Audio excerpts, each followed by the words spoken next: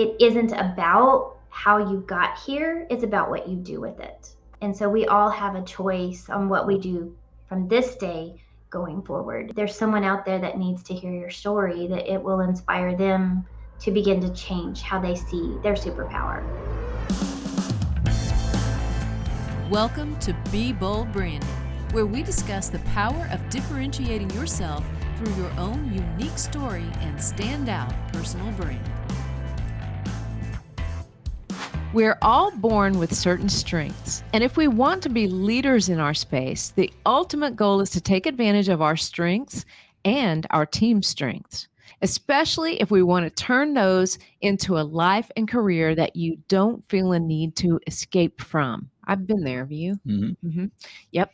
Our guest today is Karen Gray, an ICF certified life and business coach who empowers leaders to do exactly that. And today she's sharing her story and the advice that has helped her and her clients bring purpose and profit to their life and business. Karen, welcome to Be Bold Branding. Oh, thank you guys. So excited to be here and have this conversation with y'all today. Absolutely. We're glad that you were here. And no doubt we're going to learn some good stuff. I'm going to jump right into it with you. Let's talk about an unusual question, probably. We hear a lot about confidence all the time, right? And in fact, our clients tell us that branding and building a brand that really showcases who they are really helps with that confidence. But what does it really mean to be confident, in your words? For me and what I share with my clients, it's really owning that who you are in this moment and what you do and what you have to offer is valuable. And when you see that, when you see everything that you are doing or that you bring to the table is valuable to someone, it gives you that feeling of confidence, that feeling of what I have makes a difference. And for me, that's really the whole key is we want to feel like what we're here for a reason and a purpose and making a difference. I agree with that, and can even self-identify with it. I think all of us can, right? What do you think it causes people or causes all of us as humans not to automatically assume that? Wow, that one goes way deep. That could be a therapy question, but really I believe it's the stories that we've either been told or we have accepted and tell ourselves about what we can't do, what we aren't able to do. We compare ourselves to other people that we see. And as you guys know, social media is just rampant with all of the edited versions and our best moments. So especially hard now for branding to feel authentic when you see everybody airbrushed and perfect.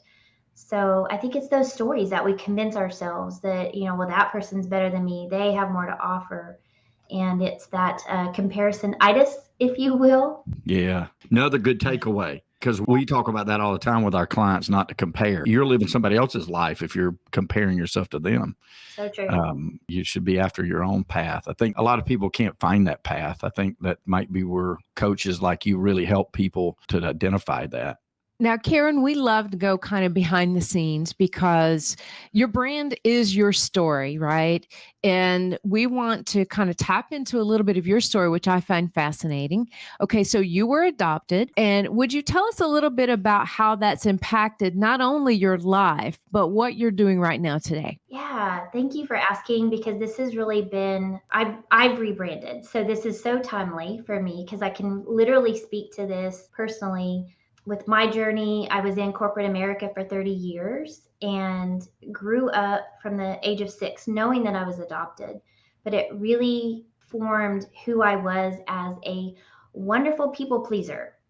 So I don't know if any of your listeners can relate to that feeling of I have to be good enough. I have to, people have to like me. I have to please everybody or fill in the blank, right? It's not going to go well. I'm not going to be successful. I'm not going to be loved, whatever that is. And so my journey through coaching has really helped me evolve and find that actually those things that I felt were those rocks, as I call them. My podcast is Rock Movers, and we carry these rocks in our bags. Those were really my superpowers. So my identity of being an adoptee has really helped me see that that's where my empathy comes from. That's where my ability to be a great listener comes from, truly caring about other people and understanding the pain and the traumas that can happen in life. and how we can use those, not carry those. And so that whole journey and just accepting that being an adoptee isn't a point of shame or something to be hiding. It's actually who I am. It's my journey. And I've been blessed with knowing both sides of my family and owning that space in a joyful way and carrying that forward with me to help others. So that has influenced who I am as a coach, as a mom, as an entrepreneur, and really seeing it as my superpower gave me the strength to own it, which is where that confidence comes from. Yeah, I another love good that takeaway. story. Yes, it was not too many years ago that I realized my own upbringing had such an impact on what I'm doing with BrandFace today. And I've certainly shared this on many shows, but I came from a family that was pretty riddled with alcoholism and addiction. And as a result, I just was questioning questioning why are you doing this, right? And I realized through that journey that a lot of people don't know which way to go when they don't have self-worth. And self-worth really comes from embracing who you are. It's a lot of what you talk about, Karen, and I love the story. We all talk a lot about imposter syndrome too, right? So why do you think so many people struggle with that? Because that has a lot to do with both our stories, I think.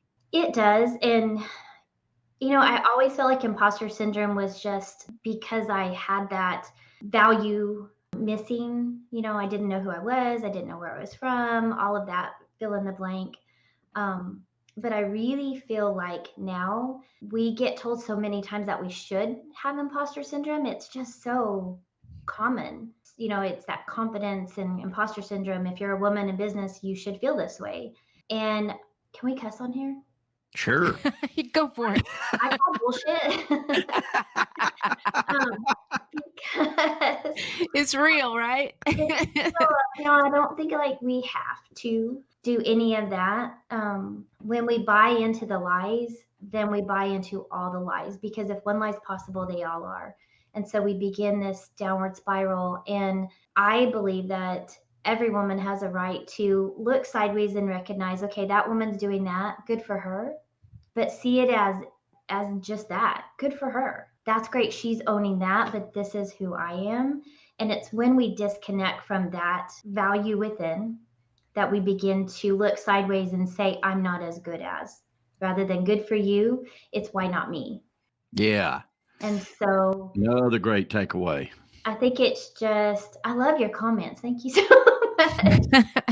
You got your own little cheerleader there. But I think it's in those moments that rather than seeing it as imposter syndrome or feeling like if anybody finds out the truth, they're going to see that I'm not good enough, I'm not qualified, I'm not whatever, fill in the blank enough. Instead, if we just owned it, like, okay, I don't know that, but I know this, and this is who I am, and this is how I can help, and this is where we can fill in the gaps, and begin to see those collaborative things rather than you being my opposition or you being my enemy. Together we're stronger. Together we're better. I can support you. You can support me. So when I'm connected to my foundation, my grounding of who I am, and I'm connected to my faith, so belief in why I'm here, that's when I feel like the lie of the imposter syndrome just seems to dissipate. So it's really that alignment or connection, and that's what's transformed everything for me. That's good.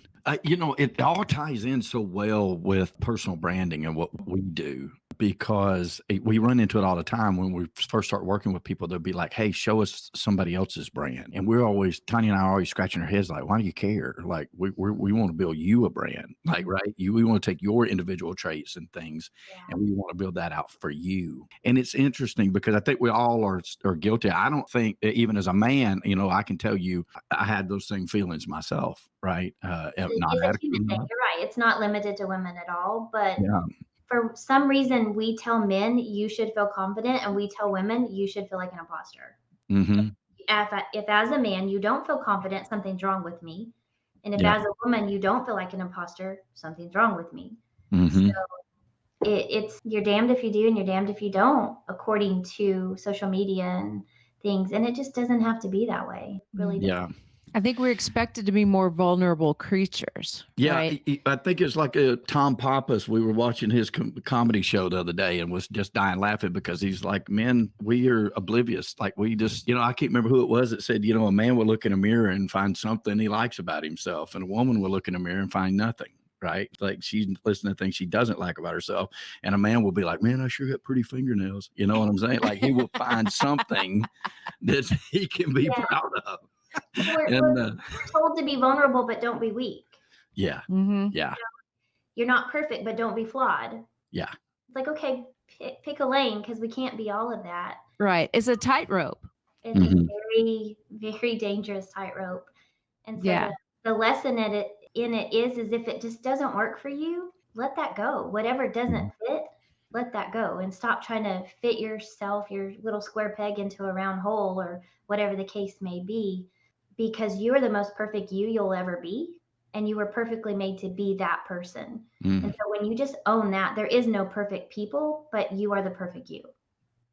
Ah.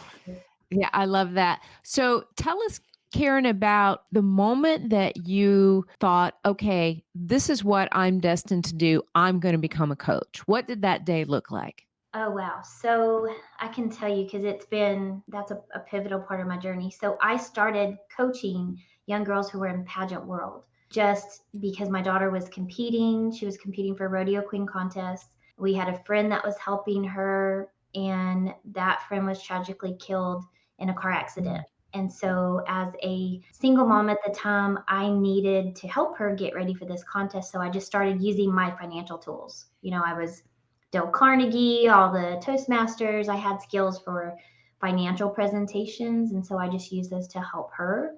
And that just kind of evolved. But I really thought it was just a hobby, something I was going to do to help girls. And one day I ran into a woman that was a full-time coach. And she wasn't Tony Robbins, and she wasn't Zig Ziglar. She was just a normal person in one of my local ladies' meetings doing this and making an impact.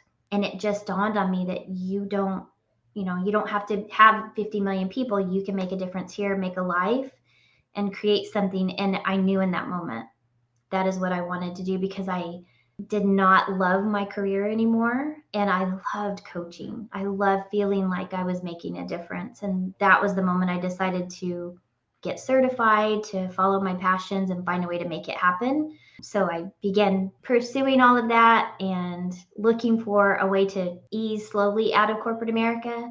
The pandemic, COVID, helped me escalate my plan B to a plan A. So I stepped into coaching full time in 2020. So it's just congratulations. That's awesome. Now, your podcast is called Rock Movers, and I love what you say about it. It's using those rocks for stepping stones. Yeah, I love that. Now, you also have, I think, another podcast coming up soon, right? I do. And that's where my adoption journey comes in. Just the transformation of me feeling like my adoption journey is no longer shame. It's actually my superpower. And being in a podcast with someone that was another adoptee just made me feel like our voices are needed for other people going through this, whether you're a full-fledged adoptee, or maybe you just lost one of your parents and had a parent adopt you. There's as many adoptees, there's those many stories. And I wanted to celebrate those, because adoption is often shrouded by pain. Sometimes they've been in the foster system before they got adopted. So there's just a lot of trauma. My message is, it isn't about how you got here. It's about what you do with it. And so we all have a choice on what we do from this day going forward. And so that's my message, is really to champion the adopted voice. Let it be heard, let it be celebrated. And there's someone out there that needs to hear your story, that it will inspire them to begin to change how they see their superpower. And so Champion the Adoptive Voice is launching in 2023. Hopefully I'll have enough production ready to go in January. If not, it'll launch in February. Oh, that's a big move. That's another big stepping stone for you. You're practicing what you preach, right? I am. I'm really, really stepping into that place of, I love being an amplifier, is what one of my coaching peers called me. And one of my best friends, she said, you are an amplifier. You see the good in other people and you amplify that so they can see it. And I received that one. That one's a good one. I'm going to take it and keep it. So I love being that amplifier for the adoptive voice.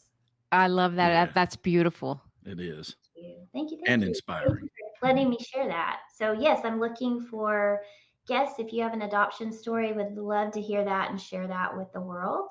And then Rock Movers, my other podcast, is about taking the rocks, the challenges, the obstacles, the things that have happened in life, and not carrying those, but removing those from the baggage that we carry and just using the lessons and what has happened. Really, what did I learn from this? Who am I because of it? And how can I use that to help others? So Nice. it's crazy how you get just to meet amazing people with crazy journeys. And of course, I have a bucket list of people I want to interview, people that are your, like Jay Shetty. If you ever see this, you're on my list. I'm a Jay Shetty fan too. And Mel Robbins, there's just some amazing Yes. people that are speaking the truth and just really pouring life into people. And those are the people I want to share their stories and be around. Very good. Very nice. And people like y'all. Well, thank you, Karen. So tell the audience, what is something most people don't know about you? Okay. So now you know one secret, the adoption story. That's always one I use. But I grew up on the reservation in New Mexico. Huh. So you would not know that about me. Mm. But because of that experience, my dad worked for the oil field. And then back in the 60s, the gas companies had company housing out on the reservations in New Mexico and Arizona and Texas. And so I grew up on the Hickory Apache and then the Navajo reservation between Albuquerque and Farmington, New Mexico. So wow. I grew up riding motorcycles out in the desert, and it was kind of crazy. But that's a first. That is a first. That's a great story. Yeah, that's fantastic. Yeah. So a couple of last questions before we have to let you go, which we would love to have you back, Karen. Oh, thank you. What one piece of advice would you give to people about personal branding? Oh, this is a good one. For me, it's really about taking those rocks, challenges, the things that you've moved for yourself, and finding a way to use that to identify how you help others. So I feel like it has to come from a place of authentic experience, your knowledge base, and then find a way that you solve things differently. How have you done that for yourself?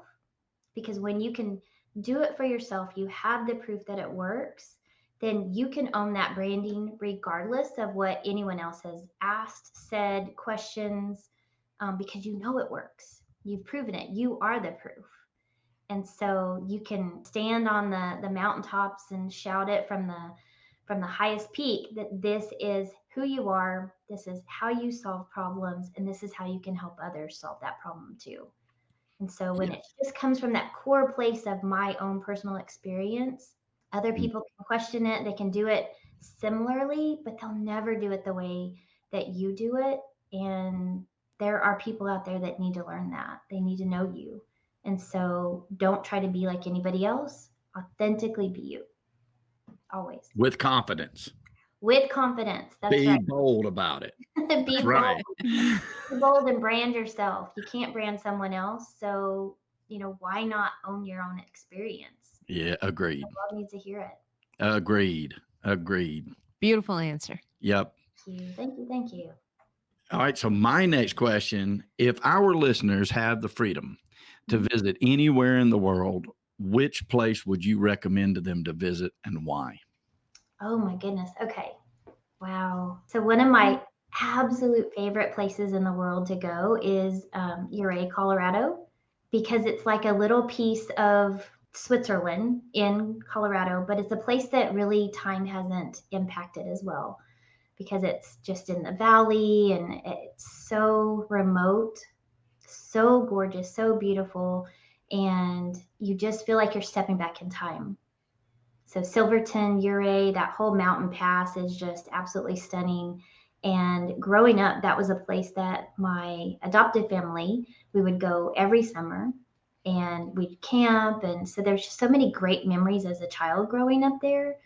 But it's just like you're stepping, I mean, it's kind of scary to get there because of the roads, but once you get there, it's just absolutely beautiful. The waterfall, as you're about to come down into Ouray, there's a waterfall, and then you can see the town and the whole area as you're driving in. And it's just absolutely breathtaking. So that is one place I think everybody should visit.